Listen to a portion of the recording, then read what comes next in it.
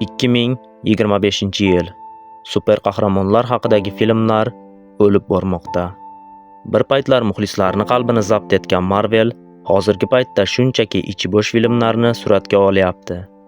Bas, biz bu filmlardan to'ydik. O'sha biz bilgan Marvel qani? Boltasini zarbi bilan butun Chitauri qo'shinini titratgan Thor yoki charchab holdan toysa ham jang qiladigan Kapitan Amerika. Butun dunyo uchun jonini fido qilgan Tony Stark va o'sha biz taniydigan dahshatli Hulk endi yo'q. Clint Barton, sen nega bunchalar tez taslim bo'lding? Axir yana bir necha yil Marvelni top darajada ushlab turishing mumkin edi-ku. Bularga arzigulik sababing bor, bilib turibman. Chunki sening qalbing o'sha kechada Vormirda qolib ketgandi. Qalbsiz inson esa qanday qilib yashashi mumkin? Menga aytchi, Cap, sening afsonaviy jamoangga nima bo'ldi?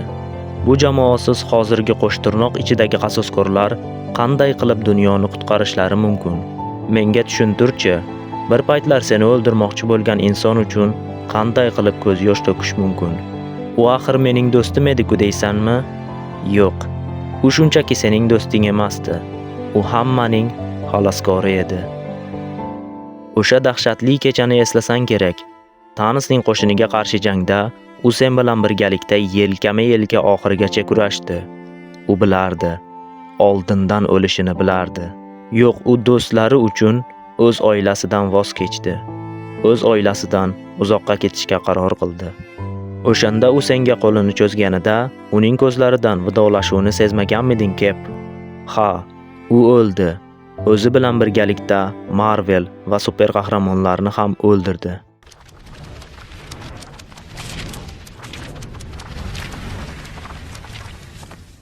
Super qahramonlar haqidagi filmlar yaqindagina o'lgani yo'q. Ular yillar davomida o'z sifatini yo'qotib, zanglay boshladi. Oxir-oqibat esa shisha kabi yorildi va parchalandi.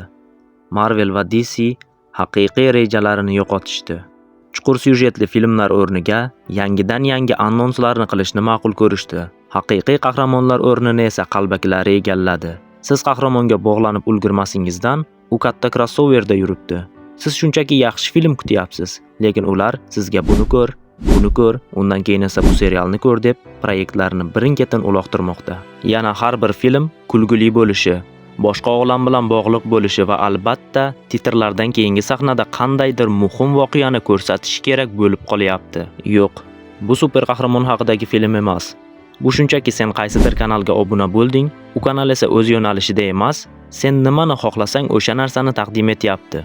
Qasoskorlar final Marvelni cho'qqiga olib chiqdi, lekin u super qahramonlar epoxasini tugatmadi, balkim o'ldirdi. Tony Starkning o'limi Marvelning oxirgi haqiqiy lahzasi edi. Uning ortidan esa bo'shliq. Tony Starkning o'limi super qahramonlarni ham o'ldirdi. Qasoskorlar final filmidan keyin film va seriallar bir tartibda chiqa boshladi. Feminizm va LGBT liniyalar ayol qahramonlar bilan birgalikda ko'payib ketdi. Siz shunchaki o'tirasiz, tomosha qilasiz, yaxshi personaj bor, lekin u sun'iy va ichi bo'sh. Chunki barchasi shablon yordamida qilinyapti, yurakdan emas. Marvelning ashaddiy muxlislari ham buni tushunib qolishdi. Marvel oldingidek emas. Marvel yuragini yo'qotib turgan bir paytda esa Sony barcha narsasini yo'qotdi. Ular o'z olamini o'rgimchak odamsiz qilishga qaror qilishdi.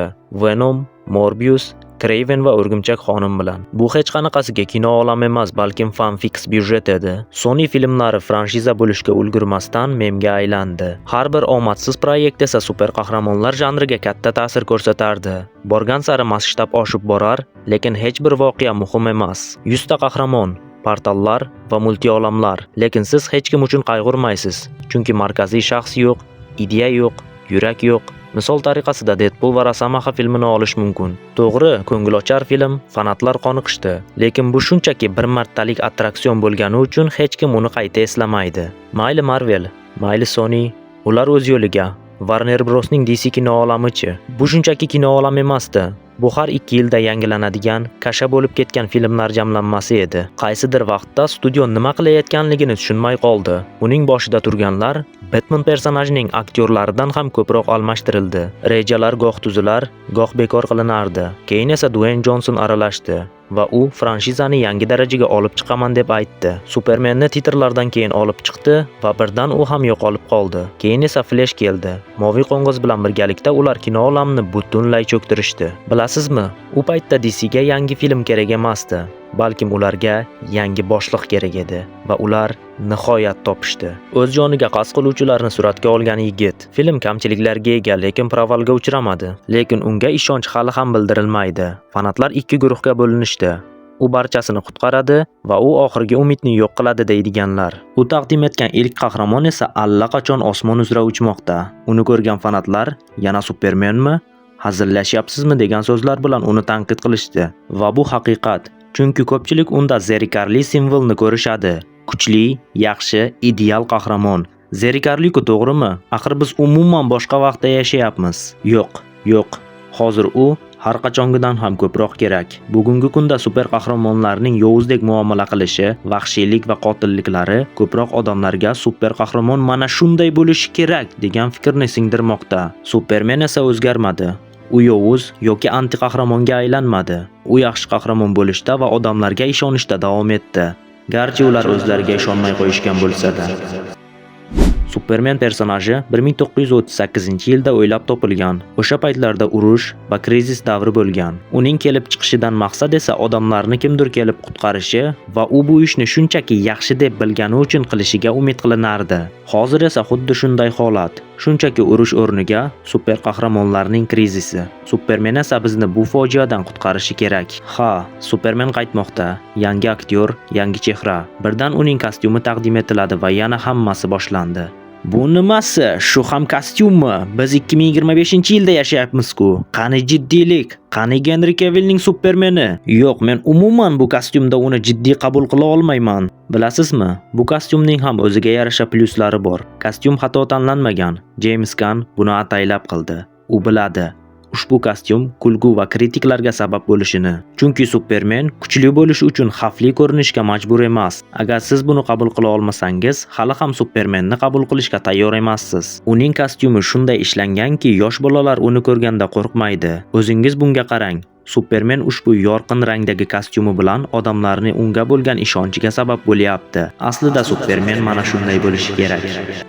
Henry Cavillning Supermanida esa jiddiylik va unchalik yorqin emas ranglar ishlatilgan. U kuchli, jiddiy va xavfli ekanligini odamlar his qilishadi. Yangi Superman esa odamlarga yorqin rang, yaxshilik va tabassumni ulasha oladi. Mana shu uning haqiqiy kuchi. Superman jiddiy bo'lishi kerak emas. U xavfli va u qadar kuchli ham bo'lishi kerak emas. Henry Cavillning Supermani qanchalar yaxshi bo'lmasin, u Superman emas, balkim boshqa bir yangicha qahramonni gavdalantira olgan. Superman har doim umid belgisi bo'lgan. Buni James Gunn bizga eslatmoqchi bo'lyapti.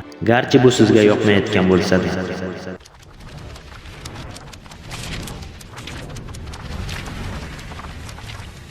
Ha, balki men adashayotgandirman. Balki super qahramonlar kuchli, jiddiy, qotildek ko'rinishlari kerakdir.